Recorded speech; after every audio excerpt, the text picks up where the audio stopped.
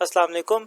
तो class 9 chapter number 5 work energy and power, इंशाल्लाह इसके सारे न्यूमेरिकल्स करेंगे और हर एक न्यूमेरिकल का जो टाइम कोड है वो डिस्क्रिप्शन में होगा, आप उस पर क्लिक करके उससे देख पाएंगे। और आपको इस चैनल पर मैथ की वीडियोस भी मिलेंगी, आप उससे भी ज़रूर देखिएगा।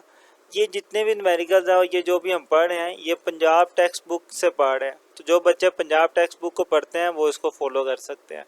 तो स्टार्ट करते हैं अपने न्यूमेरिकल्स को।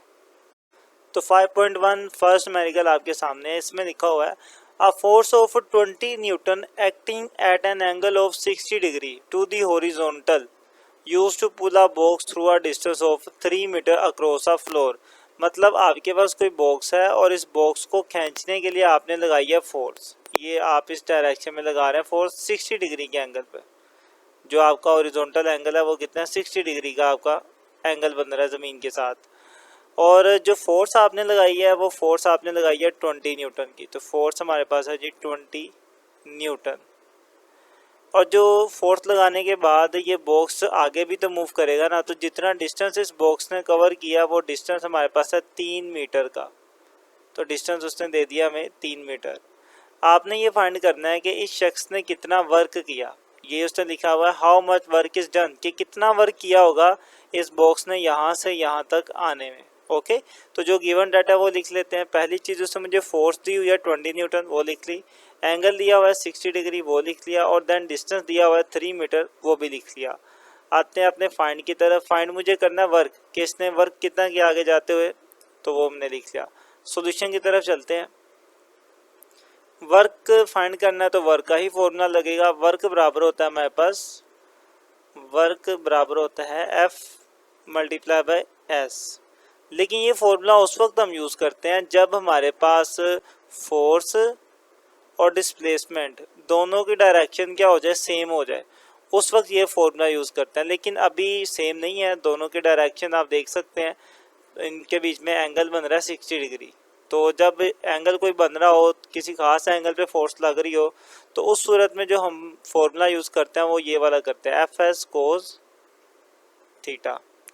ठीक है, चलें जी, अब इसमें वैल्यूज पुट करते हैं। वर्क तो मुझे फाइंड करना है, ये एज इट इज़ रहेगा। फोर्स कितनी थी, फोर्स थी 20, तो यहाँ पे 20 आ जाएगा। डिस्टेंस कवर हुआ है हमारे पास 3 मीटर, तो यहाँ पे 3 आ जाएगा। देन कोज 60 डिग्री 60 होता है हमारे पास, बल्कि यहाँ पे थीटा की जगह पे 60 डिग्री आ जाएगा। इन दोनों को मल्टीप्लाई करवाएंगे तो 60 होगा, और कोस 60 डिग्री होता है 0.5, और जब आप इन दोनों को मल्टीप्लाई करवाएंगे तो 30 आ जाएगा आपके पास। इस तरीके से आप वर्क फाइंड करेंगे। अब ये वर्क का जो यूनिट होता है वो जौल होता है, तो साथ में जौल आएगा। लें जी, इस तरीके से आपने फाइंड आउट कर लिया वर्क। काफ़ी सिंपल था, उम्मीद है आप समझे होंगे। यहाँ तक हमारा फर्स्ट न्यूमेरिकल हो गया। मूव करते हैं इसके सेकेंड न्यूमेरिकल की तरफ। 5.2, इसमें लिखा हुआ है कि a body moves a distance of 5 metre in a straight line under the action of force of 8 newton. कि कोई बॉडी है वो डिस्टेंस कवर कर रही है बिल्कुल सीधा, तो इस बॉडी ने जो डिस्टेंस कवर किया है स्ट्रेट डायरेक्शन में किया है, और डिस्टेंस किया कितना कवर है, 5 मीटर, 5 मीटर इसने डिस्टेंस कवर किया। और जो डिस्टेंस कवर है वो किसी ना किसी फोर्स की वजह से किया। वो फोर्स कितनी है, 8 न्यूटन है। तो 8 न्यूटन की फोर्स लगी थी, फिर जाके इसने ये डिस्टेंस कवर किया, तो फोर्स लग रही है इस पर 8 न्यूटन की। ठीक है, देन वो कहता है if the work done is 20 जॉल, अगर इसके ऊपर जो वर्क किया हमने वो कितना किया, 20 जॉल किया हो, तो बताओ find the angle which the force makes with the direction of the motion of the body. तो ये जो फोर्स है ये जितना एंगल बना रही है वो एंगल फाइंड आउट करो। एंगल कितना बना रही है, यहाँ से देख सकते हैं, ये वो एंगल है जिसे हमने फाइंड आउट करना है। ओके, तो जो जो डाटा दिया हुआ है वो लिख लेते हैं हम। सबसे पहली चीज़, हमें डिस्टेंस पता थी 5 मीटर, वो हमने लिख लिया। देन हमें पता है फोर्स लग रही है 8 न्यूटन, वो हमने लिख लिया। देन वर्क कितना हुआ है 8 जॉल, वो भी लिख लिया हमने। अब आते हैं फाइंड की तरफ। फाइंड में हमने करना क्या, फाइंड है थीटा, एंगल फाइंड करना है, तो उसे भी अब हमने लिख लिया। आते हैं सॉल्यूशन की तरफ। आपने अभी रिसेंटली लास्ट न्यूमेरिकल में भी पहले वाले में फॉर्मूला पढ़ा वर्क का, कि वर्क बराबर होता है फोर्स डिस्प्लेसमेंट कोस थीटा के। इसी को यूज़ करेंगे। वैल्यू सारी हमारे पास है, बस इसमें लिख देते हैं। वर्क की जगह पे 20 आ जाएगा। फोर्स मेरे पास 8 है, तो यहाँ पे 8 आएगा। एस मतलब डिस्टेंस, वो 5 है तो 5 आ जाएगा। देन कोस थीटा, थीटा तो फाइंड करना है हमें, ये एज इट इज रहेगा। तो 20 इज इक्वल टू 5 और 8 मल्टीप्लाई होकर 40 आ जाएंगे कोस थीटा। 40 मल्टीप्लाई है, इधर आके ये डिवाइड हो जाएगा। 20 divided by 40 is equal to cos theta. इन दोनों को डिवाइड करेंगे तो 0.5 आ जाएगा कोस थीटा। अब मुझे थीटा फाइंड करना है ना, तो ये कोस वाला फंक्शन ख़त्म करना पड़ेगा। उसके लिए मुझे कोस को दूसरी तरफ लेकर जाना है और कोस इधर आके कोस का इन्वर्स बन जाएगा। कोस इन्वर्स अंदर बच जाएगा जी 0.5 इज इक्वल टू, बाकी क्या रह गया, थीटा रह गया। क्लियर। अब कोस इन्वर्स जो होता है 0.5 वो होता है 60 डिग्री, तो यहाँ पे आ जाएगा 60 डिग्री। तो ये भी हमने फाइंड आउट कर लिया, यही हमारा आंसर है। तो मतलब ये जो फोर्स है ये कितना एंगल बना रही है, ये 60 डिग्री के एंगल बना रही होगी यहाँ पर। इसी के साथ सेकंड मेरिकल कंप्लीट हो गया। मूव करते हैं इसके थर्ड मेरिकल की तरफ।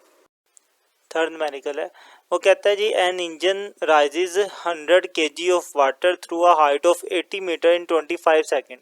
के मतलब कोई इंजन है वो पानी को नीचे से ऊपर की तरफ लेके जा रहा है। और कितना पानी है, पानी का जो मैस है वो हमारे पास 100 kg है। 100 kg वाटर को वो ऊपर की तरफ लेके जा रहा है। और कितनी हाइट पे लेके जा रहा है, 80 मीटर की हाइट पे लेके जा रहा है। और कितने टाइम में लेके जा रहा है, सिर्फ 25 सेकंड के अंदर लेके जा रहा है। आपको क्या कैलकुलेट करना है, what is the power of the engine, इस इंजन की पावर कितनी होगी, ये आपको कैलकुलेट करना है। तो डाटा जो है वो लिखते हैं, फिर देखते हैं कैसे कैलकुलेट करेंगे। पहली चीज़ मुझे उसने दिया हुआ है मैस, तो वो मैंने लिख लिया 100 kg। देन मुझे उसने हाइट दी हुई थी कि 80 मीटर ऊपर लेके जाना है, वो भी लिख लिया। देन आता है टाइम कि 25 सेकंड में लेके जा रहा है पानी, वो भी हमने लिख लिया। फाइंड मुझे क्या करना है, फाइंड मुझे इसकी पावर करनी है, वो भी मैंने लिख ली। अब कैसे करेंगे, पावर का फॉर्मूला आप लोगों ने पढ़ा हुआ है कि पावर जो है वो बराबर होती है work over time, work divided by time. ये है हमारे पास पावर का फॉर्मूला। लेकिन यहाँ पर आप देखें वर्क हो क्या रहा है, वर्क ये हो रहा है कि पानी नीचे से ऊपर जा रहा है। मतलब पानी की क्या चेंज हो रही है, पोजीशन चेंज हो रही है, या यूँ कह दें कि हाइट चेंज हो रही है। जब भी हाइट चेंज हो रही होती है ना, उस वक्त हमारा जो वर्क होता है वो किसके बराबर होता है, जितनी उसकी पोटेंशियल एनर्जी होती है उसके बराबर होता है। इसलिए मैं वर्क की जगह पर पोटेंशियल एनर्जी भी लिख सकता हूँ, divided by time as it is. अब पोटेंशियल एनर्जी का फॉर्मूला लिख लेते हैं यहाँ पर। पोटेंशियल एनर्जी बराबर होती है mgh के डिवाइडेड बाय टाइम। वैल्यू सारी मौजूद है, यहाँ पे लिखते हैं। Power is equal to mass, M था हमारे पास 100, तो एम की जगह पे आ गया 100। जी की वैल्यू 10 होती है, तो यहाँ पे 10 आ जाएगा। एच की वैल्यू हमारे पास होगी जी 80, एच की वैल्यू 80 है। और टाइम उसने दिया हुआ था 25 सेकेंड, तो वो 25 आ जाएगा। टाइम की जगह पर 25 आ गया। ऊपर वाली सारी वैल्यूज को आप मल्टीप्लाई करें तो आपके पास आ जाएगा जी 80,000, 80,000 डिवाइडेड बाय 25। और जब इसको 25 के साथ डिवाइड किया जाता है तो हमारे पास आता है 3200। तो पावर किसके बराबर आ जाएगी, 3200। अब पावर का यूनिट लिखेंगे वो होता है वाट, साथ में आ जाएगा वाट। लें जी, ये हमारे पास आ चुकी है हमारी पावर। उम्मीद है आप समझे होंगे। यहाँ तक हमारे 3 न्यूमेरिकल्स हो गए। मूव करते हैं इसके फोर्थ न्यूमेरिकल की तरफ। फोर्थ न्यूमेरिकल, इसमें लिखा हुआ है कि a body of mass 20 kg is at rest, कि एक जिस्म है जो 20 किलो का और वो रेस्ट में है। तो बना लेते हैं जी इसको। ये मेरे पास कोई बॉडी है 20 kg की जो भी रेस्ट में है। अब रेस्ट में है तो ज़ाहिर है शुरू में उसकी जो वेलोसिटी है वो क्या होगी, 0 होगी। और मैस उसने बता दिया हुआ है वो 20 kg है, तो मैस इसका हमारे पास 20 kg आ गया।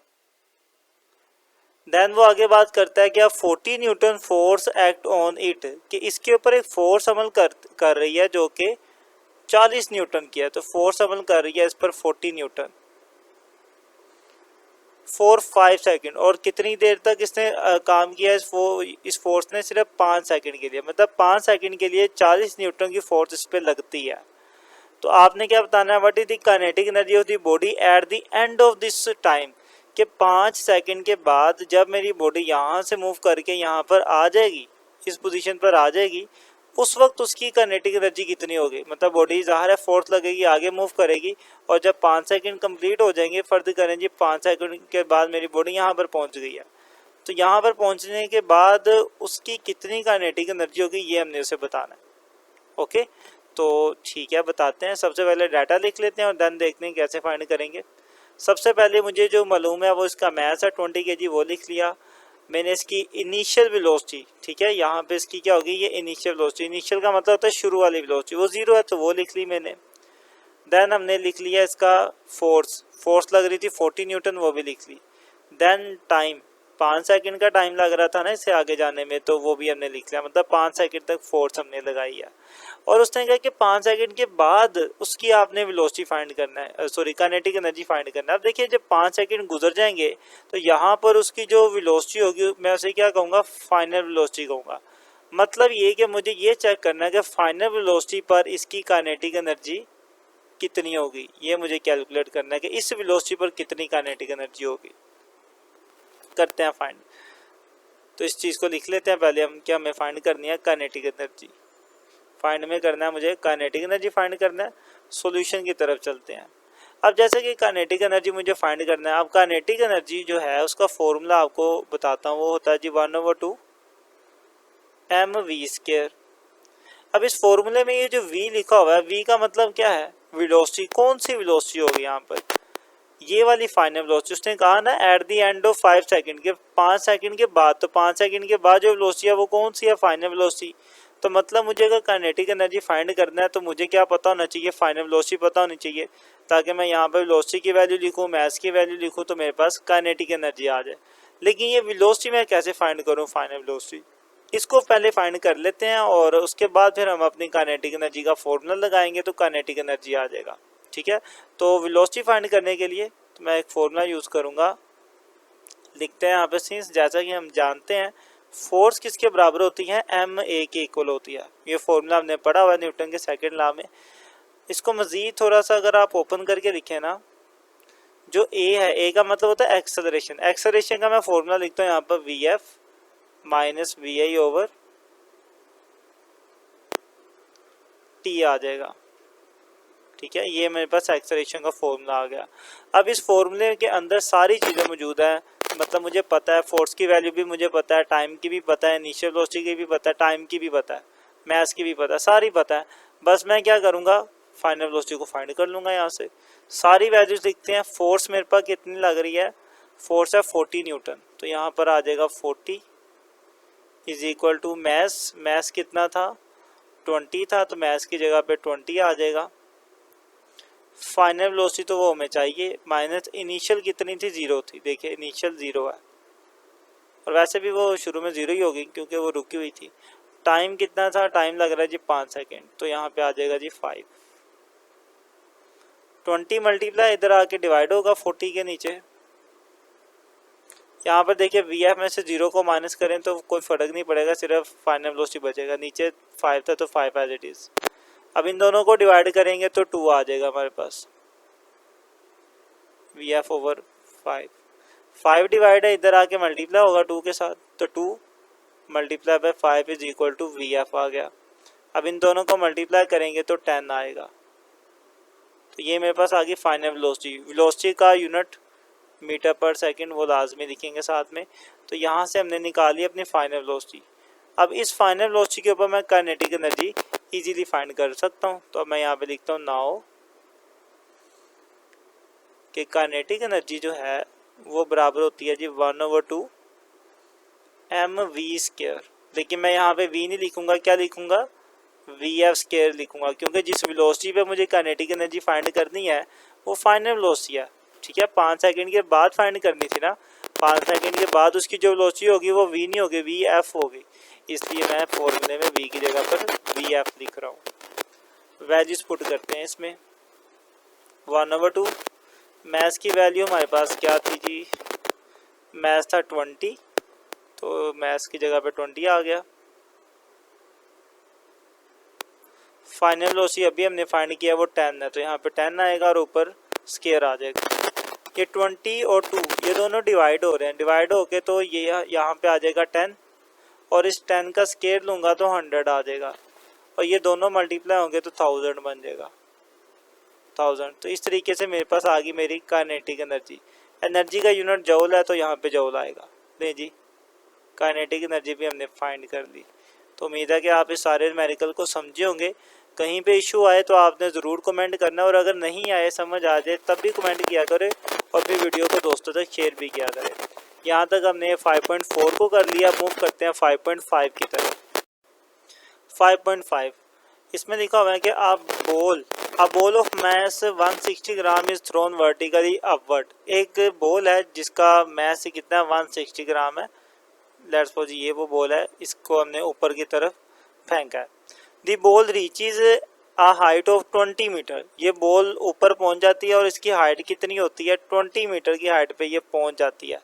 Find the potential energy gained by the ball at this height, कि इस हाइट पर आने के बाद इस बॉल में कितनी पोटेंशियल एनर्जी होगी वो आपने कैलकुलेट करनी है। तो डाटा लिख लेते हैं पहले।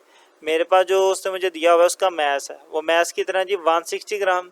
इस ग्राम को किलोग्राम में बदलते हैं क्योंकि मैस का ऐसा यूनिट क्या है, किलोग्राम है। तो उसके लिए मुझे इसे 1000 पे डिवाइड करना पड़ेगा। तो मैंने इस 1000 पे डिवाइड किया और मेरे पास 0.16 किलोग्राम इसका मैस आ गया। दूसरी चीज़ जो उसने मुझे दी हुई थी, इसकी हाइट थी, वो थी 20 मीटर, वो भी हमने लिख ली। नेक्स्ट बात करते हैं फाइंड मुझे क्या करना है, फाइंड मुझे करनी है इसकी पोटेंशियल एनर्जी, वो भी हमने लिख ली। अब चलते हैं सॉल्यूशन में। अब ज़ाहिर है पोटेंशियल एनर्जी फाइंड करनी है तो पोटेंशियल एनर्जी का फॉर्मूला लगेगा और पोटेंशियल एनर्जी का फॉर्मूला हमारे पास ये है, पोटेंशियल एनर्जी बराबर है mgh के। सारी वैल्यूज़ मौजूद हैं, बस वैल्यूज़ लिखेंगे आंसर आ जाएगा। मैस उसका था 0.16, तो मैस आ गया जी 0.16। जी की वैल्यू हमें पता है 10 है तो 10 आएगा। हाइट हमारे पास है 20, तो यहाँ पे आ जाएगा 20। ये तीनों जब मल्टीप्लाई होंगी तो आपके पास आंसर आ जाएगा 32। तो इस तरीके से आपने अपनी पोटेंशियल एनर्जी फाइंड कर ली और यूनिट लिखेंगे साथ में, जौल इसका यूनिट है तो वो आ जाएगा।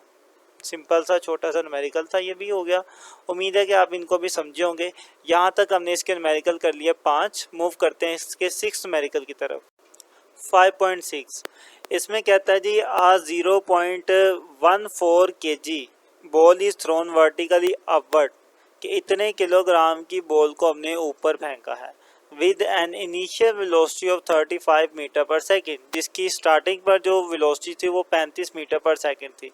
तो ये हमारे पास बॉल आ गई, इसको हमने ऊपर फेंक दिया यहाँ पर और ये इधर पहुँच गई। ठीक है, शुरू में जो इसकी वेलोसिटी थी, जो इनिशियल वेलोसिटी थी, वो हमारे पास है 35 मीटर पर सेकेंड। और जब बॉल ऊपर जाएगी, जाते जाते आस्ते आस्ते क्या हो जाएगी, इसकी स्पीड कम होगी और फाइनली अपनी मुकम्मल हाइट पर पहुंच के इसकी जो वेलोसिटी है वो ज़ीरो हो जाएगी। मतलब फाइनल वेलोसिटी क्या होगी, ज़ीरो। इधर आके थोड़ी देर के लिए रुकेगी और फिर वापस आएगी, तो वो जब रुकेगी तो वेलोसिटी क्या हो जाएगी, ज़ीरो हो जाएगी। आपको क्या फाइंड करना है, उसने लिखा हुआ है find the maximum height reached by the ball. आपने ये बताना है कि ये बॉल मैक्सिमम कितनी हाइट पर जाएगी, इसकी टोटल हाइट आपको कैलकुलेट करनी है। ठीक है, अच्छा इसमें एक चीज़ ध्यान में रख लें कि जब कोई बॉडी ऊपर से नीचे या नीचे से ऊपर मूव कर रही हो ना, तो उसके अंदर जो एक्सेलरेशन होता है, उस एक्सेलरेशन को हम कहते हैं ग्रेविटेशनल एक्सेलरेशन और उसकी वैल्यू होती है 10 मीटर पर सेकेंड स्क्वायर। लेकिन जैसा कि मेरी बॉल ऊपर की तरफ मूव कर रही है, तो जब बॉडी ऊपर की तरफ मूव कर रही होती है ना अपवर्ड डायरेक्शन में, उस वक्त जी की वैल्यू जो होती है वो हम नेगेटिव लेते हैं, माइनस के 10 मीटर पर सेकेंड स्क्वायर देते हैं।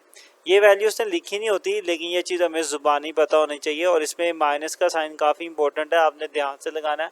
अगर बॉडी ऊपर जा रही होगी तो फिर माइनस, ऊपर से नीचे आ रही होगी तो प्लस। ठीक है, अब डाटा लिखते हैं। यहाँ पर मैस दिया हुआ था 0.14 किलोग्राम, वो लिख लिया। इनिशियल वेलोसिटी थी 35 मीटर पर सेकंड, वो भी लिख ली। देन मेरे पास फाइनल वेलोसिटी 0 थी, तो वो भी मैंने लिख लिया। आगे चलते हैं फाइंड मैंने क्या करना है, इसकी हाइट फाइंड करनी है, तो उससे भी हमने लिख लिया। अब आते हैं अपने सॉल्यूशन की तरफ। तो सॉल्यूशन यहाँ पे निकालने के लिए आप यूज़ करेंगे इक्वेशंस ऑफ मोशन को। आपके पास इक्वेशंस ऑफ मोशन 3 है, मैं तीनों यहाँ पे लिख देता हूँ। इस तरीके से ये तीन आपके पास इक्वेशन है। अब तीनों में से कौन सी यूज़ करेंगे? पहली तो बिल्कुल भी नहीं यूज़ हो सकती क्योंकि इसमें डिस्टेंस वाली कोई चीज़ है ही नहीं है, तो ये डिस्टेंस कैसे फाइंड करेगी? ये तो नहीं होगी। अब इन दोनों में डिस्टेंस मौजूद है, यहाँ पे भी एस मौजूद है, यहाँ पर भी एस मौजूद है। हमें क्या फाइंड करनी है? हाइट। हाइट का मतलब डिस्टेंस ही होता है ना, लंबाई, फासला या हाइट एक ही चीज़ें हैं। तो मैं इन दोनों में से कोई भी यूज़ कर सकता हूँ। तो मैं ज़्यादातर कौन सी यूज़ करता हूँ? थर्ड इक्वेशन यूज़ करता हूँ। तो मैं यहाँ पर भी क्या यूज़ करूँगा? थर्ड इक्वेशन को ही यूज़ करूँगा। ठीक है, तो मैं यहाँ पे लिखता हूँ using third equation of motion. तो ये हमने लिख लिया। अब अपनी इक्वेशन को लिखते हैं। जो थर्ड इक्वेशन थी बेसिकली हमारे पास वो ये थी, 2as is equal to V F square minus V I square. अब देखें, जैसा कि मेरी जो बॉल है ऊपर नीचे मूव कर रही है, तो उस कंडीशन में जो एक्सेलरेशन होता है उसे हम कहते हैं ग्रेविटेशनल एक्सेलरेशन। तो लिहाजा यहाँ पर मैं ए की बजाय जी यूज़ करूँगा क्योंकि यहाँ पे ग्रेविटेशनल एक्सेलरेशन है। और जब कोई बॉडी जैसे कि यहाँ पर है, ये ऊपर नीचे मूव कर रही है, तो इसके डिस्टेंस को हम क्या कह रहे होते हैं? उसकी हाइट कह रहे होते हैं। तो लिहाजा मैं अपने इस इक्वेशन के अंदर भी डिस्टेंस को एस की बजाय एज से रिप्रेजेंट करूँगा क्योंकि यहाँ पर जो डिस्टेंस होता है उसको हम हाइट कहते हैं। ले जी, फॉर्मूला बन गया। इसमें वैल्यूज पुट करते हैं। टू एज इट इज़ जी की जगह पर आएगा -10, और वो क्यों माइनस है वो मैंने आपको पहले बता दिया। हाइट मुझे फाइंड करनी है, वो as it is. Final velocity हमारे पास 0 थी, तो इसकी जगह पे आ गया 0 का स्क्वायर, माइनस इनिशियल वेलोसिटी थी 35, तो इनिशियल की जगह पर आ गया जी 35 का स्क्वायर। ये मल्टीप्लाई हो गया -20, एच एज इट इज़। 0 का स्क्वायर 0 ही रहेगा, वो ख़त्म हो गया। माइनस 35 का स्क्वायर होता है 1225। यहाँ से देखिए दोनों तरफ माइनस मौजूद है ना, तो माइनस से माइनस कैंसिल हो जाएगा और 20 मल्टीप्लाई इधर आके ये डिवाइड होगा, तो 1225 डिवाइडेड बाय 20।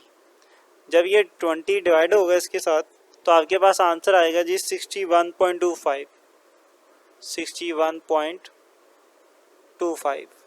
ठीक है, और यूनिट साथ में क्या आएगा? मीटर। हाइट एक लेंथ है और लेंथ का यूनिट मीटर होता है, तो ये भी मीटर ही आएगा इसके साथ। देखिए हमने इसकी हाइट भी फाइंड कर ली। उम्मीद है आप समझे होंगे। यहाँ तक हमने अपना न्यूमेरिकल कर लिया 6। मूव करते हैं इसके 7th न्यूमेरिकल की तरफ। 5.7 इसमें लिखा हुआ है कि a girl is swinging on a swing, कि एक लड़की है जो कि एक स्विंग के ऊपर झूला झूल रही है। ठीक है, आप जानते होंगे इस तरह का एक झूला होता है। आगे वो कहते हैं at the lowest point of her swing, उसकी जो झूला है उसके सबसे नीचे वाले पॉइंट पर, लोअर पॉइंट पर, जब वो झूला अपनी लोअर पोजीशन पे होगा, she is 1.2 metre from the ground, तो उस वक्त उसकी ज़मीन से जो हाइट होगी ना वो 1.2 मीटर होगी। मतलब इस सिचुएशन में जब ये बिल्कुल ज़मीन के करीब होगा, तो उस वक्त इसकी जो डिस्टेंस है ज़मीन से, जो हाइट है वो होगी 1.2 मीटर। आगे वो कहता है and at the highest point she is 2 metre from the ground, तो हाईएस्ट पॉइंट पर जब ये झूला झूल कर आएगी तो इसकी जो हाइट होगी वो हो जाएगी 2 मीटर। तो उसको हम लिख देते हैं h is equal to 2 metre. ठीक है, अब इसकी जो हाइट है इसे मैं h1 कह देता हूँ और इसकी हाइट को मैं h2 कह देता हूँ ताकि डिफरेंस क्लियर रहे। ठीक है, ये सेकंड हाइट है हमारे पास। वो कहता है what is her maximum velocity and where, आपने ये बताना है कि इसकी मैक्सिमम वेलोसिटी कब होगी और कहाँ पर होगी। मतलब कि मैक्सिमम वेलोसिटी कितनी होगी एक तो ये बताना है, और इस मैक्सिमम वेलोसिटी जो है वो आपकी हाईएस्ट पोजीशन पर होगी या लोवेस्ट पोजीशन पर होगी, ये चीज़ भी आपको बतानी है। ओके, तो काम स्टार्ट करते हैं। सबसे पहला काम होता है डाटा लिखना। तो पहले तो हम डाटा लिख लेते हैं। तो मुझे उसने उसकी हाइट दी थी h1 1.2 मीटर, वो लिख लिया। देन सेकंड हाइट थी 2 मीटर, वो भी हमने लिख ली। अब आते हैं अपने फाइंड की तरफ। फाइंड हमने क्या करना है? फाइंड हमने करनी है मैक्सिमम वेलोसिटी। ठीक है, और उसके साथ हमने ये भी बताना है कि ये वेलोसिटी कहाँ पर होगी। ठीक है, तो इस चीज़ को भी हमने लिख दिया कि पोजीशन ऑफ मैक्सिमम वेलोसिटी। हम ये भी बताएंगे कि मैक्सिमम वेलोसिटी की पोजीशन कहाँ पर होगी, वो कहाँ पर होगी। चलेंगे अपना काम स्टार्ट करते हैं। सबसे पहले आते हैं सॉल्यूशन पर। ठीक है, अब यहाँ पर काफ़ी ज़्यादा कॉन्सेप्चुअल बातें होने वाली हैं, तो इसको ज़रा ध्यान से देखें। जब ये जो लड़की है ये अपनी इस लोवेस्ट पोजीशन पर होगी, तो इस कंडीशन में इसकी जो टोटल एनर्जी है, एनर्जी क्या रहती है किसी सिस्टम की? कंजर्व रहती है। मतलब ये लड़की इस पोजीशन में हो या फिर इस वाली पोजीशन में हो, जो टोटल एनर्जी है वो क्या रहेगी, सेम रहेगी। जितनी इसकी टोटल एनर्जी यहाँ पर थी उतनी इसकी टोटल एनर्जी क्या होगी, यहाँ पर होगी। क्लियर। इसी बात को मैं यूज़ करूँगा कि जो टोटल एनर्जी है पूरे सिस्टम की, चाहे वो लड़की यहाँ पर हो या स्विंग करके थोड़ा ऊपर आ जाए, उसकी टोटल एनर्जी दोनों केसेस में सेम रहेगी। इस पोजीशन पर भी उसकी टोटल एनर्जी जितनी है उतनी रहेगी और यहाँ पर भी उसकी टोटल एनर्जी जितनी है उतनी ही रहेगी। इसे हम कहते हैं अपना law of conservation of energy. वो हमें कहता है कि एनर्जी ना कम होती है ना ज़्यादा होती है, बस एक शक्ल से दूसरी शक्ल में कन्वर्ट होती है। तो उसका यही मतलब हुआ कि इस सिचुएशन में जितनी एनर्जी है वो उतनी ही रहेगी और इसमें भी जितनी है उतनी ही रहेगी, एनर्जी ख़त्म या कम नहीं होगी। तो इसी चीज़ को मैं यूज़ करूँगा यहाँ पर। मैंने यहाँ पर लिख दिया according to law of conservation of energy, इसके अकॉर्डिंगली कि जितनी इसकी टोटल एनर्जी थी, total energy at lowest position, के लोवेस्ट पोजीशन पर जो टोटल एनर्जी थी वो किसके बराबर होगी, जितनी इसकी टोटल एनर्जी हाईएस्ट पोजीशन पर थी। तो इन दोनों पोजीशन पर जितनी इसकी एनर्जी थी वो क्या होगी, आपस में बराबर होगी। अब टोटल एनर्जी कैसे फाइंड की जाती है, टोटल एनर्जी फाइंड करने का तरीका ये होता है कि आप काइनेटिक और पोटेंशियल एनर्जी को जमा कर दें। तो मैं अपनी इस लोवेस्ट पोजीशन पर टोटल एनर्जी फाइंड करूंगा, तो वो कैसे करूंगा, लोवेस्ट पोजीशन की काइनेटिक एनर्जी और पोटेंशियल एनर्जी को जमा करूंगा, तो इसकी क्या आ जाएगी, टोटल एनर्जी आ जाएगी। ठीक है, तो टोटल एनर्जी कैसे आएगी, लोवेस्ट पोजीशन पर kinetic energy plus potential energy, दोनों एनर्जीज को जमा कर दें तो टोटल एनर्जी आ जाता है। अब जैसे कि ये जो लोवेस्ट पोजीशन है, मैंने इसकी हाइट को h1 कहा हुआ है, तो इसी के अकॉर्डिंगली इनकी एनर्जी के साथ भी मैं 1 लिख देता हूँ ताकि क्लियर है जी ये लोवेस्ट पोजीशन की एनर्जी है। अब ये किसके बराबर होगी, जितनी इसकी एनर्जी होगी हाईएस्ट पोजीशन पर। मतलब कि अगर बात की जाए ना कि हाईएस्ट पोजीशन पर इसकी कितनी एनर्जी होगी, तो ये हाईएस्ट पोजीशन पर भी जो टोटल एनर्जी है कैसे आएगी, इस पोजीशन पर इसकी काइनेटिक एनर्जी में जमा कर दें आप इसकी पोटेंशियल एनर्जी, तो इसकी क्या आ जाएगी, टोटल एनर्जी आ जाएगी। ठीक है, तो हाईएस्ट पोजीशन पर टोटल एनर्जी कैसे आएगी, हाईएस्ट पोजीशन की काइनेटिक एनर्जी उसमें जमा कर दें आप उसकी पोटेंशियल एनर्जी को। अब चूंकि ये हाईएस्ट पोजीशन की काइनेटिक और पोटेंशियल एनर्जीज है, इसलिए इसके साथ मैं 2 लिख रहा हूँ, क्योंकि ये दूसरे वाली पोजीशन है ना, इसकी हाइट को भी h2 कहा था, तो इसलिए इनकी एनर्जीज को भी 2 के साथ रिप्रेजेंट कर देते हैं हम। यहाँ मैंने लगा दिया अपना law of conservation of energy. अब इन एनर्जीज के फॉर्मूले पुट करते हैं। काइनेटिक एनर्जी बराबर होती है 1/2 mv²। चूँकि ये पहले वाली काइनेटिक एनर्जी है तो v के साथ 1 आएगा। अच्छा, m के साथ 1 लिखने की ज़रूरत नहीं है, उसकी रीज़न ये है, मैथ्स तो मैथ्स ही रहेगा ना, वो चेंज नहीं होगा। इसका, इस लड़की का जो मैथ्स यहाँ पर था इधर आके भी उतना ही मैथ्स रहेगा, मैथ्स कम ज़्यादा थोड़ी होगा, इसलिए तो मैथ्स के साथ m1 लिखने की ज़रूरत नहीं है। प्लस पोटेंशियल एनर्जी का फॉर्मूला होता है mgh। चूँकि अब ये पोटेंशियल एनर्जी है और एनर्जी भी किस पर है, इस लोवेस्ट पोजीशन पर है। लोवेस्ट पोजीशन पर जो हाइट है उसे मैंने h1 कहा हुआ है, तो इसलिए h के साथ भी क्या आएगा, 1 आएगा। अब इनके भी फॉर्मूला लिखते हैं।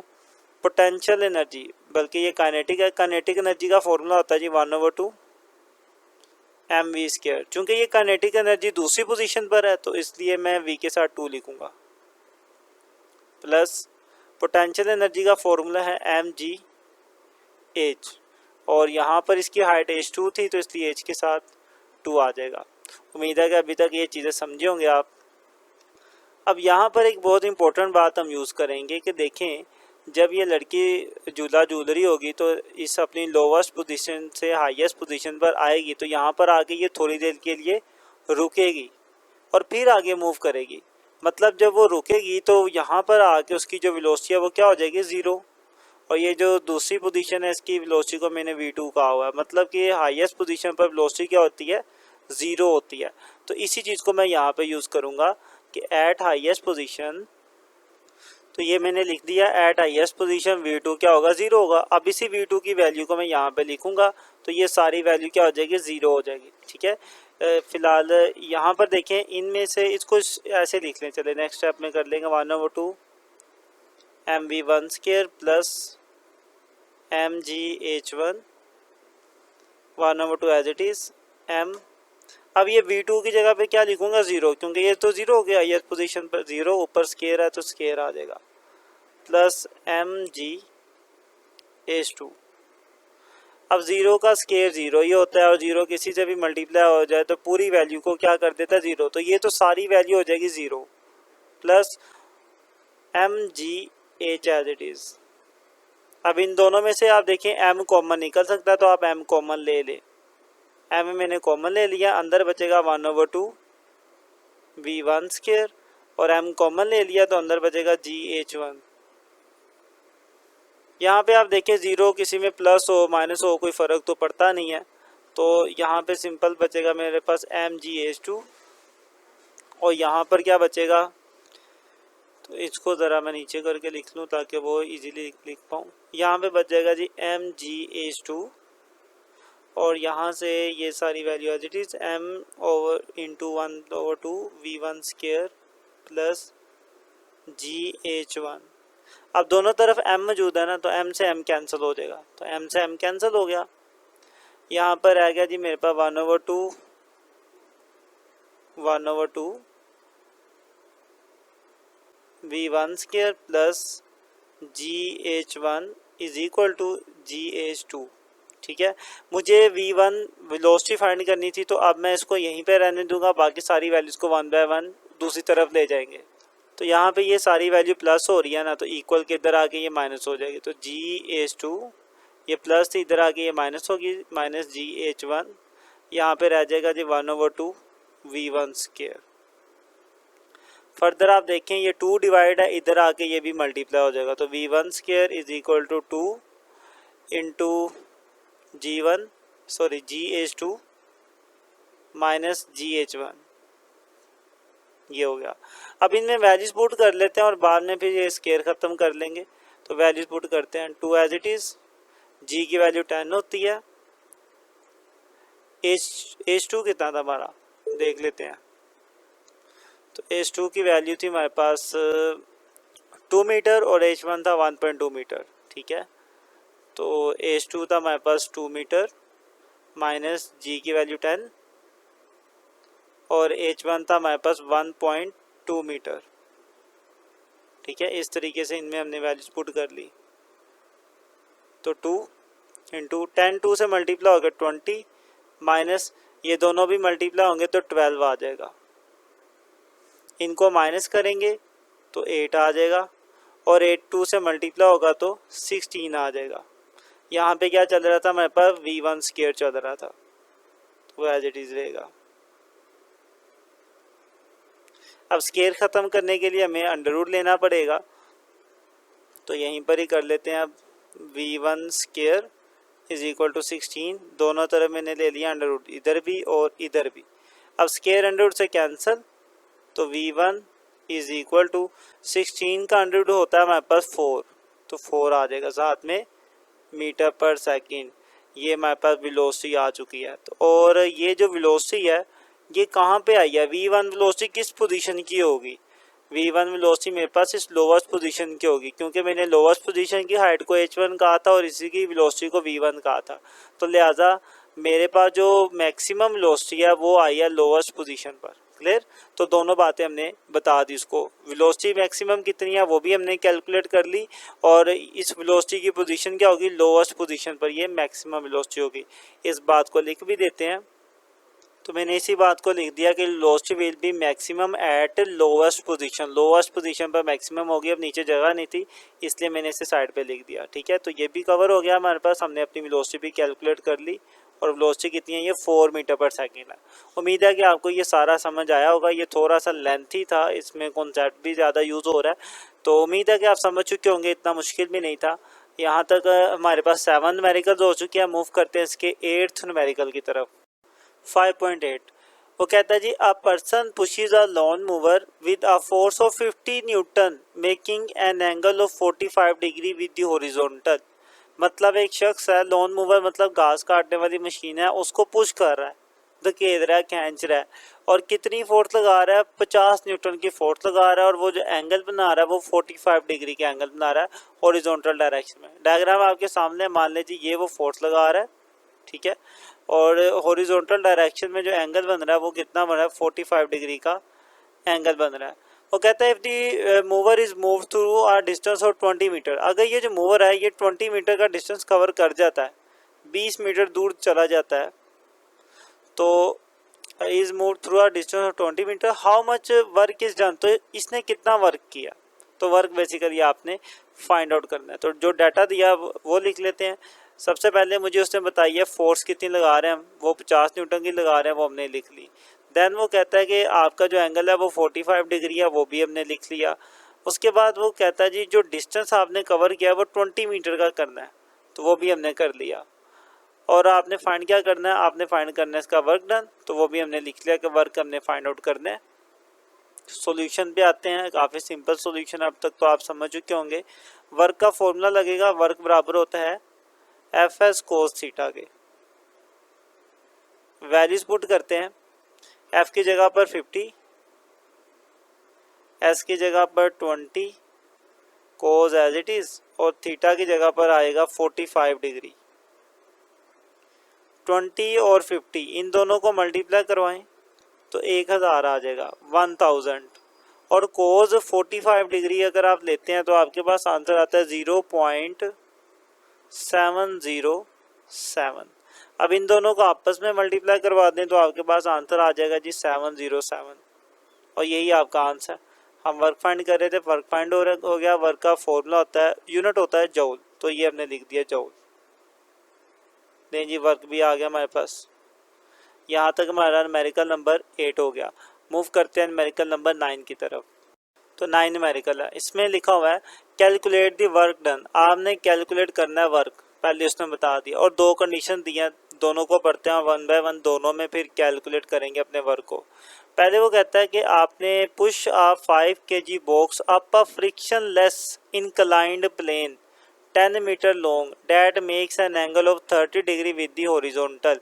मतलब कि आपके पास ये जो बॉक्स है जो कि 5 किलो का है, आपने इसे नीचे से घसीट कर ऊपर लेके जाना है, ठीक है। तो आप इस पे फोर्स लगा रहे हैं इसे ऊपर लेके जाने के लिए, और फोर्स लगा रहे हैं तो डेफिनेटली वर्क भी किया होगा आपने। तो यही वो आपसे पूछा कि जब आप इस बॉक्स को यहाँ से उठाकर यहाँ पर घसीटते हुए ऊपर ले आएंगे तो आपने कितना वर्क किया होगा। एक तो ये चीज़ वो पूछ रहा है, और इस दौरान कुछ चीज़ें उन्होंने बता दी हैं। इसका मैथ बता दिया है, इसकी टोटल लेंथ बता दी हुई है 10 मीटर है, और साथ में ये भी बता दिया है कि एंगल कितना बन रहा है, वो 30 डिग्री का बन रहा है। ये चीज़ें उसने बताई हुई हैं, और आपने इसका फाइंड करना है वर्क। दूसरी कंडीशन में वो ये कहता है lifting the box vertically up from the ground to the top of the inclined plane, कि आप इस बॉक्स को यहाँ से इंक्लाइंड प्लेन से घसीटते हुए ऊपर लेके जाने के बजाय यहाँ से उठाएं और सीधा ऊपर खींच लें, ठीक है। यहाँ से उठा के सीधा ऊपर ले जाएं, तब आप कितना वर्क करेंगे। तो दो वर्क बताने हमने, एक तो यहाँ से इंक्लाइंड प्लेन से लेके जाने में कितना वर्क करना पड़ेगा, और दूसरा वर्क अगर हम यहाँ से इसको डायरेक्ट ऊपर उठा दें इस हाइट पर तो फिर हमें कितना वर्क करना पड़ेगा। तो दो वर्क फाइंड करने पड़ेंगे हमें, ठीक है। तो दोनों को करते हैं। पहले तो लिख लेते हैं डाटा जो मुझे दिया हुआ है। एक तो उन्होंने मुझे बताया इसका मैथ है 5 kg, वो हमने लिख लिया, ये चीज़ बताई थी। देन उसने मुझे कहा हुआ है कि जो डिस्टेंस है वो 10 मीटर का, वो भी हमने लिख लिया। उसके बाद उसने बताया कि इसका एंगल 30 डिग्री है, इसको भी लिख लेते हैं, तो ये भी हमने लिख लिया, एंगल है 30 डिग्री। फाइंड मुझे क्या करना है, फाइंड मुझे करना है वर्क। दो वर्क फाइंड करने हैं, एक वो वर्क जो इस इंक्लाइंड प्लेन पर होगा, और दूसरा वो वर्क जो इस हाइट की वजह से होगा। अगर मैं इस हाइट से इसे उठा के लेके जाऊँ तब कितना वर्क होगा। तो दो वर्क फाइंड करने हैं, तो मैंने दोनों लिख दिए। पहला वर्क एट इंक्लाइंड सरफेस, इस इंक्लाइंड सरफेस पे जो वर्क होगा वो फाइंड करेंगे, उससे मैंने W1 कह दिया। और देन दूसरा वर्क जो मैं इस हाइट से करूँगा यहाँ से ऊपर लेके जाने में, क्लियर, इसको मैंने W2 कह दिया कि work at height H W2, इस हाइट पर जो मैं वर्क करूँगा वो मुझे फाइंड करना है। अब आते हैं सॉल्यूशन पर। तो सबसे पहले मैं जो वर्क फाइंड करूँगा, मैं इंक्लाइंड सरफेस का वर्क फाइंड करूँगा, तो इसलिए मैं यहाँ पर हाइडिंग दे देता हूँ कि वर्क एट इंक्लाइंड सरफेस। ये वाला वर्क अभी मैं फाइंड करने लगा हूँ, इंक्लाइंड सरफेस वाला। अब इसको ज़रा ध्यान से देखें, अगर मुझे ये वाला वर्क फाइंड करना है तो मुझे क्या करना पड़ेगा। आपने ये चीज़ तो पढ़ी हुई है, वर्क बराबर होता है force multiply distance and then cos theta, ये चीज़ आपने पढ़ी हुई है, ठीक है। मतलब मुझे मेन चीज़ क्या चाहिए, फोर्स तो पता होना चाहिए कि फोर्स कितनी लग रही है, वो उन्होंने बताई नहीं कि मैं यहाँ पे कितनी फोर्स लगा रहा हूँ, ये उन्होंने नहीं बताया होगा। तो मुझे अब सबसे पहला काम है कि मैं ये फाइंड करूँ कि फोर्स कितनी लग रही है इसको ऊपर लेके जाने में। फोर्स पता चल गई तो देन मैं वर्क अपना फाइंड आउट कर लूँगा। अब फोर्स के ऊपर काम करेंगे, जो भी करेंगे उसके बाद हम वर्क फाइंड करेंगे। अब उस काम के लिए ज़रा आपको डायग्राम को काफ़ी ध्यान से देखना पड़ेगा। देखिए ये जो बॉक्स है इसका वज़न किस डायरेक्शन में होगा, डाउनवर्ड डायरेक्शन में होगा। डेफिनेटली वज़न हमेशा डाउनवर्ड डायरेक्शन में होता है। ये हमारे पास इसका है वेट। अब अगर मैं इस वेट के कंपोनेंट्स बनाऊं तो किस तरह बनेंगे, एक कंपोनेंट ये बनेगा और एक कंपोनेंट ये बनेगा। ठीक है, मैं इसको इसके कंपोनेंट्स में डिवाइड कर देता हूं। तो इसमें देखें कि ये वाला जो कंपोनेंट है ना मेरे पास ऊपर वाला, ये होगा इसका एक्स कंपोनेंट, डब्ल्यू एक्स, ये एक्स कंपोनेंट है एक्स एक्सिस के अलोंग। तो दूसरे वाला फिर क्या होगा, वाई कंपोनेंट होगा। तो ये मेरे पास क्या आ गया, मेरा वाई कंपोनेंट होगा। अभी डायग्राम चूंकि नीचे की तरफ है इसलिए थोड़ा आपको डिफिकल्ट लग रहा होगा कि ये वाई एक्सिस के अलोंग कैसे है, लेकिन ये एक्चुअली में वाई एक्सिस के अलोंग ही है। अगर आप अपने इन वेक्टर्स को बिल्कुल ठीक मतलब जैसे हम बनाते हैं उस तरीके से बनाएंगे तो देन ये वाई एक्सिस के अलोंग ही आएगा, लेकिन अभी उसकी ज़रूरत नहीं है। आप इतना तो क्लियर है कि ये एक्स एक्सिस के अलोंग है तो डेफिनेटली भी दूसरा जो कंपोनेंट है वो वाई एक्सिस के अलोंग होगा। अब यहाँ पर एक इंटरेस्टिंग चीज़ देखें, जो हम फोर्स लगाएंगे इसको ऊपर खींचने के लिए, उस फोर्स की डायरेक्शन क्या होगी, ये होगी। ठीक है, ये रही फोर्स की डायरेक्शन। और फोर्स की डायरेक्शन में वेट का कौन सा कंपोनेंट आ रहा है, ये वाला कंपोनेंट आ रहा है, वाई वाला। जो डायरेक्शन वेट की है वही डायरेक्शन क्या है, वेट के इस कंपोनेंट की है। दोनों की डायरेक्शन क्या है, सेम है। तो इसका मतलब ये हुआ कि जो फोर्स है वो किसके बराबर होगी, इसके वाई कंपोनेंट के इक्वल होगी। तो मैं ये बात कर सकता हूँ कि जो फोर्स हम लगाएंगे वो कितनी होगी, जितना इसका वेट का वाई कंपोनेंट है उतनी हमारे पास होगी फोर्स। अब वाई कंपोनेंट किसके बराबर होता है, हमने ये चीज़ पढ़ी हुई है, जो वाई कंपोनेंट होता है वो बराबर होता है डब्ल्यू साइन थीटा के। ठीक है, आपने इस तरीके से पढ़ा होगा ना कि एफ वाई बराबर है एफ साइन थीटा के, लेकिन यहाँ पर एफ नहीं है, यहाँ पर क्या है, वेट है। तो वेट फिर क्या आ जाएगा, वेट साइन थीटा के इक्वल आ जाएगा। ओके, यहाँ से मेरे पास आएगी फोर्स। अब इसमें वैल्यूज पुट करते हैं और फोर्स फाइंड करते हैं। तो F इज इक्वल टू, अब वेट और साइन थीटा। वेट कहाँ से आएगा, वेट उसने दिया हुआ है कहीं पर, बिल्कुल नहीं दिया हुआ। हम क्या करेंगे, वेट की जगह पर वेट का फॉर्मूला लगाएंगे। वेट किसके बराबर होता है, mg के। तो वेट की जगह पर मैं लिख सकता हूँ mg और आगे मेरे पास आ गया साइन थीटा। अब मैं वैल्यूज पुट करके फोर्स फाइंड कर सकता हूँ। m की वैल्यू हमारे पास थी 5, तो m की जगह पे 5 आ गया। g की वैल्यू 10 होती है तो 10 आएगा। Sine as it is. Theta कितना था, थीटा हमारे पास उसने 45 डिग्री दिया हुआ है, लेकिन ये 30 डिग्री है। इसको ज़रा ठीक कर लें डाटा को, ये हमारे पास 30 डिग्री है। ओके, तो एंगल हमारे पास कितना आ गया, 30 डिग्री आ गया। ओके, अब डाटा में भी 30 डिग्री ही लिखा हुआ, ठीक है, बस यहाँ पे गलती थी। तो एंगल की जगह पर अब आएगा 30 डिग्री। अब ये दोनों मल्टीप्लाई होंगे तो 5 और 10 मल्टीप्लाई होकर 50, साइन 30 होता है 0.5, ये दोनों मल्टीप्लाई होंगे तो मेरे पास 25 आ जाएगा। तो फोर्स की कितनी वैल्यू आ गई, 25 न्यूटन। तो मुझे पता चल गया कि हम इस बॉक्स को ऊपर खींचने के लिए कितनी फोर्स लगा रहे हैं, 25 न्यूटन की लगा रहे हैं। अब फोर्स की भी डायरेक्शन ये है और जो डिस्टेंस कवर हो रहा है उसकी भी डायरेक्शन क्या है, सेम है। जब दोनों की डायरेक्शन सेम होती है ना, फोर्स की भी और डिस्टेंस की भी, ये हमारे पास डिस्टेंस है एस। ठीक है, दोनों की डायरेक्शन सेम है। उस केस में फिर वर्क जब फाइंड करना हो तो हम ये वाला फॉर्मूला यूज़ करते हैं। वर्क बराबर होता है, यहाँ पे लिखते हैं नाउ। अब हम करने लगे वर्क फाइंड। वर्क बराबर होता है एफ एस के, सिंपल। कोस थीटा साथ में नहीं लिखेंगे, उसकी रीज़न ये है क्योंकि दोनों के डायरेक्शन सेम है। अगर आप कोस थीटा लिख भी देते हैं तो थीटा की जगह क्या आएगा, एंगल दोनों के बीच में 0 डिग्री है। अब आप सोचेंगे 0 क्यों है, ये जो एंगल होता है ना, जब हमने वर्क फाइंड करना होता है, वर्क का फॉर्मूला एफ एस, तो एंगल भी किसके बीच में लेंगे, फोर्स और डिस्टेंस के बीच में लेंगे।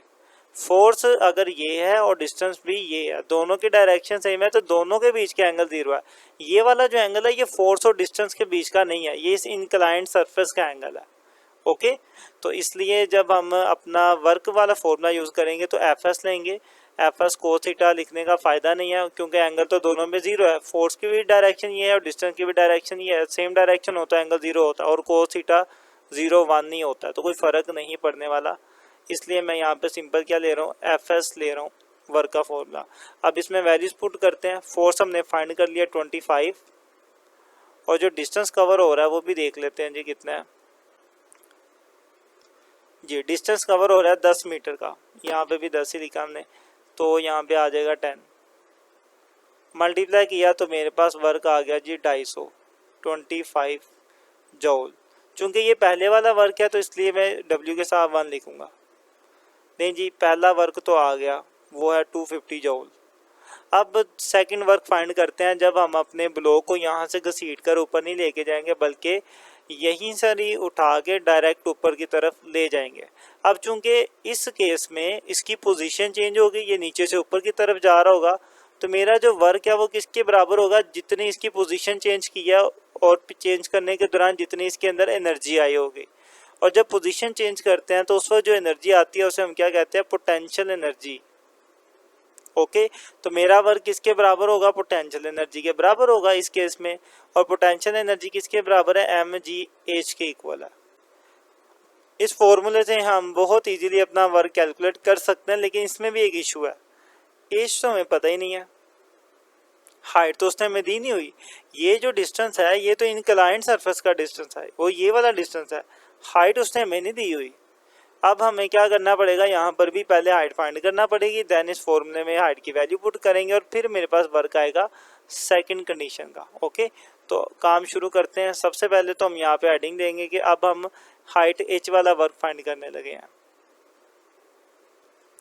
इसको नीचे लिख देते हैं। नीचे चूंकि जगह कम है इसलिए मैं नेक्स्ट पेज पे जा रहा हूँ। तो मैंने यहाँ पर heading they the work at height h, जिसको W2 कहेंगे। अब ये वाला वर्क फाइंड करना है, इसके लिए भी ना मुझे डायग्राम की ज़रूरत है, तो मैं यहाँ पर भी इस डायग्राम को बना देता हूँ और देन फिर आगे सोल्व करते हैं। तो ये हम अपनी डायग्राम भी यहाँ पर ले आए। अब यहाँ पर देखिए मैंने फाइंड करनी है हाइट h। अब यहाँ पर भी वही रेजोल्यूशन वाला कॉन्सेप्ट यूज़ करेंगे। आप मान लें कि ये मेरे पास जो एक वेक्टर कंपोनेंट है इस डिस्प्लेसमेंट का, ठीक है, इस डिस्टेंस का क्या है, ये वेक्टर कंपोनेंट है, s है ये डिस्टेंस है। अगर मैं इस डिस्टेंस को इसके कंपोनेंट्स में रिजोल्व करूं तो इसके दो कंपोनेंट बनेंगे, एक नीचे और एक ऊपर, ठीक है। जो नीचे वाला कंपोनेंट होगा वो इसका क्या होगा, x कंपोनेंट, और ये जो ऊपर वाला कंपोनेंट है ये हमारे पास क्या होगा, इसका y कंपोनेंट। तो आप देखें कि s y कंपोनेंट और h ये दोनों क्या है, इक्वल हैं, ये y कंपोनेंट और h। तो इसका मतलब क्या होगा कि अगर मैं यूं लिखूं तो कोई गलत बात नहीं होगी। मैं यूं कर सकता हूं कि जो हाइट है वो बेसिकली किसके बराबर है, डिस्टेंस के y कंपोनेंट के इक्वल है। ये बात मैं कर सकता हूं। आप देख सकते हैं कि जितनी हाइट है उतना ही क्या है हमारे पास इस डिस्टेंस का y कंपोनेंट है। और y कंपोनेंट कैसे आता है, s साइन थीटा के साथ, ऐसे ही आता है ना, किसी का भी y कंपोनेंट उसके साथ क्या लिख देते हैं, साइन थीटा लिख देते हैं। तो अब इसमें वैल्यूज पुट करते हैं और हाइट फाइंड कर लेते हैं। h is equal to s कितना था, s ये टोटल डिस्टेंस था इंक्लाइंड सरफेस का, वो है 10, तो s की जगह पे आ जाएगा 10 साइन थीटा कितना है, थीटा हमारे पास 30 डिग्री है, तो यहाँ पे आ जाएगा 30 डिग्री। साइन 30 फाइंड करते हैं तो वो हमारे पास आ जाएगा 0.5, और ये 10 से मल्टीप्लाई होकर इसे बना देगा 5। तो हाइट मेरे पास कितनी आ गई, 5 मीटर आ गई। अब चूंकि हाइट आ चुकी है तो अब मैं इसका कैलकुलेट कर सकता हूँ वर्क। तो मैं यहाँ पे लिखता हूँ कि नाउ अब हम फाइंड करेंगे वर्क। और मैंने ये चीज़ पहले बता दी हुई है कि इस साइड का जो वर्क है वो किसके बराबर होगा, जितनी इसकी पोटेंशियल एनर्जी होगी बॉक्स की। बॉक्स को यहाँ से उठा के ऊपर लेके जाना है ना, तो पोजीशन चेंज कर रहे हैं, हाइट चेंज कर रहे हैं, हाइट चेंज करने पे जो वर्क होता है वो पोटेंशियल एनर्जी के बराबर आता है। अब पोटेंशियल एनर्जी का फॉर्मूला लगाते हैं, वो होता है mgh। वैल्यूज अब सारी मौजूद है हमारे पास। मैस उसने हमें दिया हुआ था 5 kg, तो यहाँ पे आ जाएगा 5, g की वैल्यू है 10, और हाइट अब हमने कैलकुलेट कर लिया वो भी 5 है। अब इन तीनों को आप मल्टीप्लाई करवा दें, 5 5 25, 10 मल्टीप्लाई करेंगे तो 250 ही आ जाएगा। 250 जूल। चूंकि ये मेरे पास दूसरे वाला वर्क है तो इसलिए मैं W2 कह दूंगा इसे।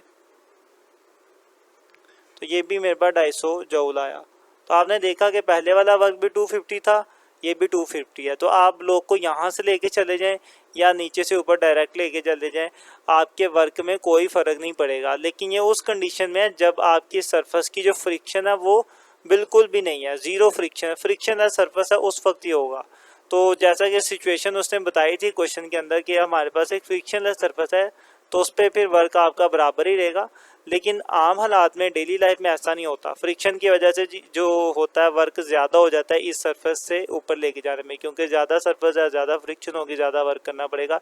लेकिन उस कंडीशन में जो फ्रिक्शन हो, लेकिन यहाँ पे फ्रिक्शन नहीं है इसलिए दोनों का वर्क क्या है, इक्वल आया। तो उम्मीद है कि आप इस क्वेश्चन को समझे होंगे। थोड़ा लेंथी है, थोड़ा कॉन्सेप्चुअल है, काफ़ी ज़्यादा कॉन्सेप्चुअल है, तो इसको ज़रा अच्छे से देख लीजिएगा। मूव करते हैं अपने नेक्स्ट मेडिकल की तरफ। 5.10 इसमें लिखा हुआ है कि a box of mass 10 kg pushed up along a ramp 15 metre long with a force of 80 newton. मतलब रैम का मतलब होता है कोई डलवान है, इस तरीके से कोई डलवान है और इसके ऊपर हमारे पास कोई बॉक्स है, ये वो बॉक्स है। इस बॉक्स को हमने खींचा है और इसका जो मैस है वो 10 kg का बॉक्स है हमारे पास। हम इस पे लगा रहे हैं फोर्स, कितनी फोर्स लगा रहे हैं, 80 न्यूटन फोर्स लगा रहे हैं। 80 न्यूटन हमने इस पे फोर्स ही लगा दिया। और ये जो डिस्टेंस इसने कवर किया ये कितना किया, 5 मीटर किया। ठीक है, नहीं 5 मीटर ये वाला डिस्टेंस नहीं है, 15 मीटर है। उसने लिखा हुआ है if 10 kg pushed along a ramp of 15 metre. Ramp की जो लेंथ है ना वो 15 मीटर है। मतलब ये जो रैम्प है जो डलवान है इसकी टोटल लेंथ मेरे पास कितनी है, 15 मीटर है। तो वो ये कह रहा है कि अगर 15 मीटर इस बॉक्स को खींचा जाए 80 न्यूटन की फोर्स लगाकर, तो आगे वो कहता है if the box rises up a height of 5 metre. या फिर हम यूं करेंगे, इस बॉक्स को इस रैम के ऊपर से लेके जाने के बजाय यहाँ से उठाते हैं और सीधा ऊपर ले जाते हैं। ठीक है, और सीधा ऊपर लेके जाते हैं। हाइट कितनी होगी, इसकी हाइट होगी 5 मीटर। 5 मीटर इसकी हाइट होगी। तो आप बजाय इसके कि रैम के ज़रिए लेके जाएं, आप सीधा 5 मीटर की हाइट से इसे बिल्कुल ऊपर उठा लें। तो आगे वो कहता है what is the efficiency of the system. तो आपने बताना है इस पूरे सिस्टम की एफिशिएंसी कितनी होगी। मतलब ये है कि आप दो तरीक़ों से काम कर रहे हैं। एक तरीका ये है कि आप रैम के ऊपर से घसीट कर लेके जाएं, और दूसरा तरीका ये है कि आप अपने इस बॉक्स को नीचे से ऊपर ले जाएं पूरी 5 मीटर की हाइट से। आपने बताना है इस सिस्टम की एफिशिएंसी कितनी होगी। तो सबसे पहले तो डाटा लिख लेते हैं, देन अपनी एफिशिएंसी की तरफ चलेंगे। मुझे उसने मैथ दिया था 10 kg, वो लिख लिया। डिस्टेंस 15 मीटर वो लिख लिया। देन उसने मुझे बताया कि जो फोर्स है वो कितनी है, 80 न्यूटन, वो भी लिख ली। और उसने मुझे हाइट दी हुई थी 5 मीटर, हम वो भी लिख लेते हैं। आते हैं अपने फाइंड के ऊपर। फाइंड क्या करना है, फाइंड हमने करना है एफिशिएंसी। उसी चीज़ को हमने यहाँ पे लिख दिया कि हमें क्या फाइंड करनी है, एफिशिएंसी फाइंड करनी है। तो आते हैं अपने सॉल्यूशन के ऊपर। देखो, आपने अगर एफिशिएंसी फाइंड करनी है ना, तो सबसे पहले आपको फाइंड ये करना पड़ेगा कि आप वर्क कितना कर रहे हैं। ठीक है, तो सबसे पहले हम क्या करेंगे, हम पहले फाइंड करेंगे कि इस रैम के ज़रिए कितना वर्क किया जा रहा है। फिर हम ये कैलकुलेट करेंगे कि अगर रैम की बजाय हम डायरेक्ट 5 मीटर की हाइट से इसे सीधा ऊपर ले जाएं तो तब हम कितना वर्क करेंगे। अब इन दोनों वर्क में जो डिफरेंस होगा फिर वहाँ से हम क्या निकालेंगे, इनकी एफिशिएंसी निकालेंगे। तो इस वाले वर्क को मैं W1 कह देता हूँ जो मैं रैम के ज़रिए करूँगा, और जो मैं हाइट 5 मीटर की हाइट को कवर करके करूँगा उसे मैं W2 कह देता हूँ। ठीक है, तो सबसे पहले तो मैं अपना रैम्प वाला वर्क फाइंड करूँगा कि अगर मैं रैम के ज़रिए लेके जाता हूँ तो मुझे कितना वर्क करना पड़ेगा। तो यहाँ पे हमने एडिंग दे दी कि वर्क अलोंग रैम्प के, रैम के अलोंग जो वर्क होगा वो W1 होगा। अब इसे कैलकुलेट करते हैं। तो सिंपल सा फॉर्मूला वर्क का, वर्क बराबर है F(S) के। ठीक है, वैल्यूज है हमारे पास, बस लिखनी है और आंसर आ जाना है। F कितना था, फोर्स हमारे पास लग रही है 80 न्यूटन, 80 आ गया। S मतलब डिस्टेंस, और डिस्टेंस यहाँ पे हमारे पास कितना है, इसका 15 मीटर का डिस्टेंस कवर हो रहा है। तो यहाँ पे S की जगह पर 15 आ जाएगा। इन दोनों को मल्टीप्लाई करवाते हैं तो 1200 जूल आएगा, 1200 जूल। तो ये मेरे पास वर्क आ गया वर्क 1।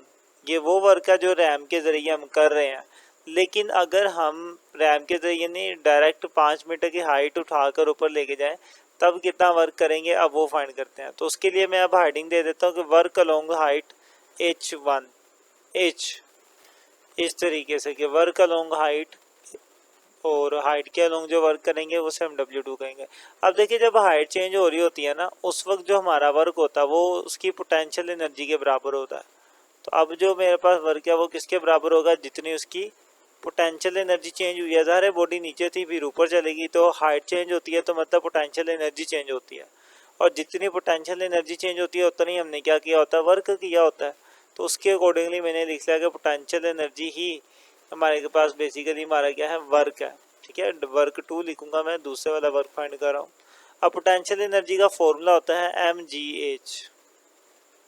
वैल्यूज लिखते हैं, m उससे हमें दिया हुआ है वो है 10 और h है 5। m 10 है, g भी 10 है और h हमारे पास 5 है। अब इन तीनों को मल्टीप्लाई करें तो आपके पास आ जाएगा 500 जूल। ले जी, ये हमारे पास वर्क क्या है कि अगर हम उसको रैम की बजाय डायरेक्ट उठा के ऊपर ले जाए तो हम 500 वर्क करेंगे, 500 जूल, और अगर रैम के ज़रिए लेके जाते हैं तो हम कितना वर्क करेंगे, 1200 जूल। अब देखिए ना, हम पहुंच तो एक ही जगह पर रहे हैं, लेकिन यहाँ से वर्क ज़्यादा करना पड़ा, यहाँ से कम करना पड़ा। उसकी रीज़न ये है कि इस रैम में क्या मौजूद होगी, फ्रिक्शन मौजूद होगी, और फ्रिक्शन की वजह से फिर वर्क ज़्यादा करना पड़ता है। इसलिए जब आप यहाँ से लेके जाएंगे तो आपको 1200 जूल जितना वर्क करना पड़ेगा, लेकिन आप नीचे से ऊपर लेके जाएंगे तो डिस्टेंस भी कम है, और डिस्टेंस कम होने की वजह से फ्रिक्शन भी कम होगी, लिहाजा वर्क भी हमें कम करना पड़ेगा। ठीक है, तो ये इस पूरे सिस्टम की जो एफिशिएंसी है वो फाइंड करते हैं। एफिशिएंसी में हम क्या करते हैं, जितनी हमारे पास हमारी इनपुट होती है ना, उसको हम डिवाइड कर देते हैं अपनी आउटपुट के साथ। यहाँ पे इनपुट का काम कौन कर रहा है, ये वाला वर्क हमारे पास एज अ इनपुट काम कर रहा है क्योंकि ये हम कर रहे हैं, और आउटपुट हमारे पास क्या होगा, ये वाला वर्क एज अ आउटपुट काम कर रहा है। ठीक है, अब इनपुट हमारे पास ज़्यादा है, हम ज़्यादा जूल एनर्जी लगा रहे हैं या वर्क कर रहे हैं, लेकिन हमारे पास जो आउटपुट मतलब वर्क आ रहा है वो 500 जूल आ रहा है। मतलब बाकी जो एक्स्ट्रा हम वर्क कर रहे हैं वो किसकी वजह से कर रहे हैं, वो तो फ्रिक्शन की वजह से कर रहे हैं, और जिसकी वजह से वो सारा ज़ाया हो जाएगा, वो सारी एनर्जी मेरी ज़ाया होगी। लेकिन सही जो बेसिक जो ज़रूरत थी वो सिर्फ 500 जूल करने की थी, वो हमारे पास ज़्यादा क्या होगी, हमारी आउटपुट होगी। बाकी जो एक्स्ट्रा काम किया हमने वो फ्रिक्शन की वजह से वो ज़ाया हो जाएगा। ठीक है, तो ये इनपुट 1200 और आउटपुट 500, हमेशा इनपुट हमारी ज़्यादा ही होती है और आउटपुट कम ही होती है। तो अब एफिशिएंसी फाइंड करनी है, तो मैं यहाँ पे एफिशिएंसी की हेडिंग दे देता हूँ। हेडिंग दे दी, अब एफिशिएंसी का फॉर्मूला लिखते हैं। तो मैं परसेंटेज निकालूंगा एफिशिएंसी की, तो परसेंटेज में एफिशिएंसी कुछ इस तरीके से होती है। मैं फॉर्मूला लिख देता हूँ सारा आपके सामने। तो ये मेरे पास फॉर्मूला होगा output work over input work multiply by 100। अब इनकी वैल्यूज लिख लेते हैं। देखिए आउटपुट वर्क है 500 जूल। ठीक है, ये मैंने आपको यहाँ पर भी बताया था कि बेसिकली जो हमें काम मिल रहा है ना, जो एक्चुअली में किया, जैसे कोई बल्ब है ना, आप बल्ब को जलाते हैं, अब आप बल्ब को एनर्जी तो बहुत ज़्यादा दे रहे होते हैं, लेकिन आपको एनर्जी मिलती कम है। फर्ज कर लें आप इस एनर्जी को, इस बल्ब को जो एनर्जी दे रहे हैं वो 1200 जूल है, लेकिन ये बल्ब आपको जो रिटर्न कर रहा है वो कितनी कर रहा है, 500 जूल कर रहा है। बाकी क्या होगी, ज़ाया हो जाएगी फ्रिक्शन की वजह से। अब ये 1200 आपकी क्या है, ये इनपुट है, और आउटपुट क्या है, 500 जूल। सेम केस यहाँ पर है, बॉक्स यहाँ से ही ऊपर लेके जाया जा रहा है। मेन जो रियल लाइफ में है ना, बॉक्स यहाँ से ही ऊपर लेके जाया जाएगा, लेकिन यहाँ से ऊपर लेके जाने में जो वर्क है वो 1200 जूल कर रहे हैं हम। और अगर हम इसे कैलकुलेट कर लें कि अगर यहाँ से लेके जाने की बजाय बिल्कुल सीधा ऊपर लेके जाए तब कितना वर्क है, तब 500 जूल है। मतलब ये हुआ कि बेसिकली काम 500 जूल का ही करना था, बाकी जो एनर्जी थी वो तो हमने फ्रिक्शन की वजह से हमें ज़्यादा लगाना पड़ी। तो इनपुट एनर्जी फिर हमारी ज़्यादा होगी, जो काम की एनर्जी थी, जो जिसने काम किया यहाँ से वहाँ लेके जाने में, वो सिर्फ कितनी थी, वो 500 जूल थी, बाकी एक्स्ट्रा क्या हुई, ज़ाया होगी। तो तो आउटपुट मेरे पास फिर क्या होगी, 500 जूल होगी। मैं इसको यूँ लिख देता हूँ, वैल्यूज चले बाद में लिखते हैं, पहले मैं यूँ लिख देता हूँ कि जो आउटपुट वर्क है मेरे पास वो मेरे पास है W2 और इनपुट वर्क है W1 मल्टीप्लाई बाय 100। अब इनकी वैल्यूज लिखते हैं, W2 था 500, 500 डिवाइडेड बाय W1 1200 था हमारा, मल्टीप्लाई बाय 100। जब आप इनको 100 पे मल्टीप्लाई करके 1200 पे डिवाइड करेंगे तो फाइनल जो आंसर आएगा ना आपके पास, वो आंसर आएगा जी 41.66।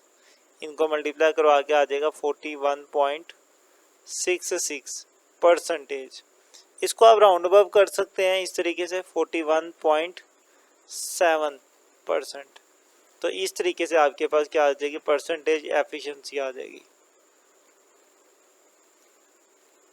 मतलब कि आपके जो सिस्टम है ना वो 41.7% आपकी एनर्जी को सही में यूज़ कर रहा है, बाकी जो एनर्जी है बाकी सारी की सारी वो ज़ाया कर रहा है फ्रिक्शन की वजह से।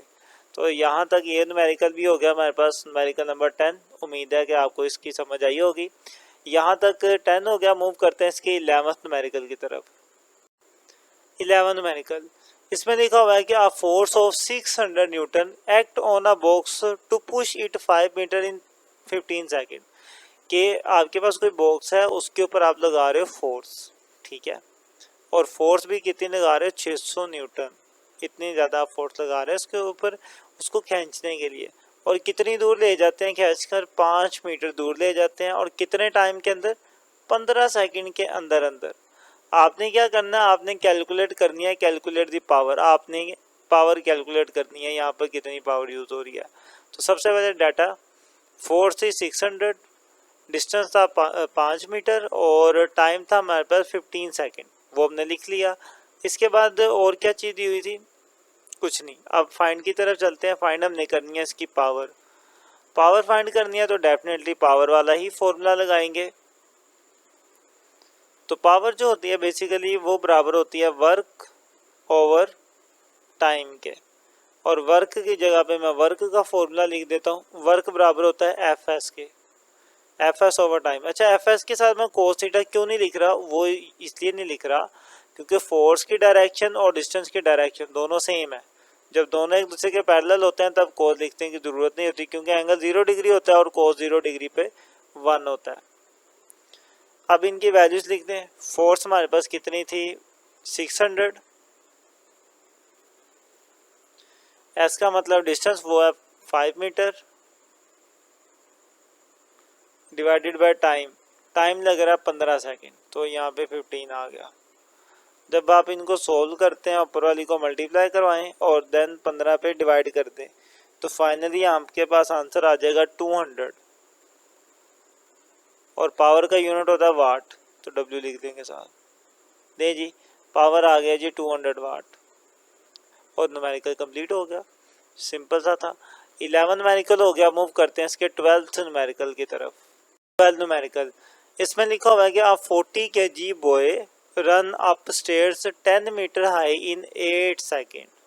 कि 40 किलो का एक लड़का है जो कि 10 सीढ़ियाँ, जो कि मतलब सीढ़ियाँ चढ़ा, और वो चढ़ते चढ़ते कितनी हाइट पे चला गया, 10 मीटर की हाइट पे चला गया 8 सेकंड के अंदर अंदर। वट पावर ही डेवलप, उसके अंदर कितनी पावर डेवलप हुई है। तो ज़रा समझते हैं।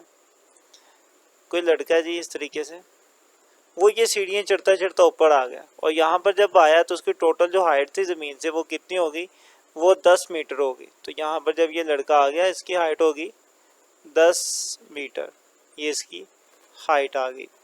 और दूसरी चीज़ ये कितनी देर में ऊपर चढ़ा, सिर्फ 8 सेकंड के अंदर अंदर ये सीढ़ियाँ चढ़ चुका है। और इसका जो मैस है वो भी कितना दिया हुआ है, 40 kg का इसका मैस है। क्लियर। तो ये सारी चीज़ें हैं। तो करते हैं कैलकुलेट, पहले तो लिख लें हम डाटा। मुझे मेरे पास क्या है, उसका मैस 40 kg, उसके अलावा उसने जो हाइट कवर किया वो 10 मीटर की किया, वो ज़मीन से जो हाइट है वो 10 मीटर की है। देन जो टाइम लगा वो लगा हमारे पास 8 सेकेंड। फर्दर चलते हैं। फाइंड मुझे क्या करना है, उसकी पावर फाइंड करनी है। सॉल्यूशन पे आते हैं। सॉल्यूशन में देखें, पावर बेसिकली किसके बराबर होती है, अभी हमने इसका न्यूमेरिकल भी किया था। पावर बराबर होती है वर्क ओवर टाइम के। तो पावर बराबर होती है वर्क डिवाइडेड बाय टाइम। अब यहाँ पे वर्क क्या हो रहा है, यहाँ पे वर्क हो रहा है, इसकी हाइट चेंज हो रही है वर्क करने के नतीजे में। पहले ये इधर था, अब ये इधर आ गया, तो इसकी क्या चेंज हुई है, बेसिकली हाइट चेंज हुई है। और जब हाइट चेंज होती है तो उस तरह का जो वर्क होता है वो किसके बराबर होता है, उसकी पोटेंशियल एनर्जी के बराबर होता है। तो मैं ये बात कर सकता हूँ कि यहाँ पे जो जो वर्क है वो पोटेंशियल एनर्जी के इक्वल है, तो इसलिए मैं वर्क की जगह पे क्या लिख सकता हूँ, potential energy divided by time. Potential energy का यहाँ पे फॉर्मूला लिखते हैं, वो बराबर होता है mgh के divided by time as it is. सारी वैल्यूज़ मौजूद हैं, बस वैल्यूज़ लिखेंगे आंसर आ जाएगा। मैथ था हमारे पास 40 और हाइट थी 10 और टाइम था 8, तो मैथ था 40, जी 10 होता है, हाइट भी 10 थी और टाइम था हमारे पास, देख लेते फिर, 8 सेकेंड। ऊपर वाली तीनों मल्टीप्लाई होंगी ना, तो ये तो बन जाएगा 4000 डिवाइडेड बाय 8। जब आप इनको डिवाइड करते हैं ना 8 के साथ, तो आपके पास आंसर आ जाता है 500 वोट। लें जी, पावर हमने कैलकुलेट कर ली कि वो जो लड़का नीचे से ऊपर भाग के जाएगा उसके अंदर पावर कितनी होगी, 500 वोट उसकी पावर होगी। तो यहाँ तक हमने 12 न्यूमेरिकल कर ली है। देन इसका लास्ट न्यूमेरिकल है, न्यूमेरिकल नंबर 13, उसकी तरफ चलते हैं। तो 13 न्यूमेरिकल जो कि लास्ट न्यूमेरिकल है आपका, इसमें वो कहता है कि a force F act through a distance L on a body, कि कोई बॉडी है उसके ऊपर आपने फोर्स लगाई है एफ और उसने कितना डिस्टेंस कवर कर लिया, एल जितना डिस्टेंस कवर कर लिया। तो मान लेते हैं जी वो जो बॉडी है वो ये है और इस पर लगती है फोर्स। कितनी फोर्स लगती है उसकी कोई वैल्यू उसने नहीं दी हुई, सिंपल का हुआ एफ लग रही है, तो मैं भी कह दूंगा फोर्स कितनी लग रही है, एफ फोर्स लग रही है। और इसने जो डिस्टेंस कवर किया वो किया एल, ठीक है, डिस्टेंस की भी वैल्यू नहीं दी, सिंपल ये कहा जो भी डिस्टेंस है उसे आपने एल कहना है, तो उसने एल डिस्टेंस कवर कर लिया। आगे वो कहता है the force is then increase to 2f, देन आपने क्या कर दिया, इसके आगे से आपने फोर्स को डबल कर दिया, ठीक है, आप फोर्स को डबल कर देते हैं, 2f फोर्स आपने इंक्रीज कर दी। That further act through 2l, जिसने मजीद डिस्टेंस कितना कवर करवाया, 2l जितना डिस्टेंस कवर करवाया, ठीक है। अब कितना डिस्टेंस कवर हुआ, 2l, पहले l जितना कवर था, अब 2l डबल डिस्टेंस कवर होगा, यहाँ से आगे डबल डिस्टेंस कवर होगा, ये ध्यान में रख लें। अच्छा, आगे वो कहता है sketch a force displacement graph and calculate the total work. तो मैं पहले इसका टोटल वर्क फाइंड करूंगा और देन फिर उसको ग्राफ की शक्ल में भी बनाकर दिखाऊंगा। तो सबसे पहले तो अपने डाटा को लिख लेते हैं, डाटा कुछ खास नहीं है, मुझे उसने क्या क्या दिया हुआ है, ये दो फोर्सेस दी हुई हैं और दो डिस्टेंस दिए हुए हैं, इन्हीं चीज़ों को मैं लिख देता हूँ। पहली फोर्स को मैं F1 कह देता हूँ, वो उसने मुझे एफ ही है, पहली फोर्स क्या है F1, वो क्या है एफ है, और दूसरी फोर्स हमारे पास क्या है वो 2f है, तो वो जब आएगी वो लिखेंगे। जब F1 था तो डिस्टेंस कितना कवर हुआ, L हुआ, तो मैंने F1 F लिख दिया और दूसरा जो डिस्टेंस कवर हुआ था वो कितना था, L था, तो डिस्टेंस को मैंने किसके इक्वल कर दिया, L के इक्वल कर दिया। देन मेरे पास है दूसरी फोर्स, वो है 2f। जब मेरे पास दूसरी फोर्स 2f थी तो मैं F2 क्या लिख दिया, 2f लिख दिया, तो डिस्टेंस कितना कवर हुआ, 2l हुआ, तो मेरे पास जो दूसरा डिस्टेंस था वो कितना कवर हुआ, 2l जितना कवर हुआ। अब मुझे फाइंड क्या करना है, फाइंड मुझे करना है वर्क, कि टोटल कितना वर्क किया गया। सॉल्यूशन पे आते हैं। सबसे पहले देखें जी, जो टोटल वर्क होता है ना, टोटल वर्क उससे मैं W कहता हूँ, वो किसके बराबर होगा, जितना पहले से में वर्क हुआ और जितना आगे वर्क हुआ। पहले वाला वर्क जमा दूसरे वाला वर्क, दोनों वर्क जमा कर देंगे तो टोटल वर्क आ जाएगा। तो टोटल वर्क कैसा आएगा, पहला वर्क जमा दूसरा वर्क। अब वर्क का फॉर्मूला लगा देते हैं, वर्क बराबर होता है फोर्स मल्टीप्लाई बाय लेंथ या distance, force multiply by distance. तो पहले वाला वर्क है तो F1 S1 आ जाएगा, प्लस दूसरा वर्क है तो F2 मल्टीप्लाई S2 आ जाएगा। इसमें वैल्यूज लिखते हैं, F1 हमारे पास F ही है तो F1 की जगह पे F आ गया, मल्टीप्लाई S1 हमारे पास L आ गया तो S1 की जगह पे L आ गया, प्लस F2 की जगह पे 2F आ गया, मल्टीप्लाई S2 की जगह पे 2L आ गया। ये चीज़ एफ और एल मल्टीप्लाई होके एफ एल हो जाएंगे, प्लस ये दोनों मल्टीप्लाई होंगे 2 टू द 4, 4 एफ एल बन जाएगा। ये दोनों जमा होंगे तो मेरे पास आ जाएगा जी 5 एफ एल।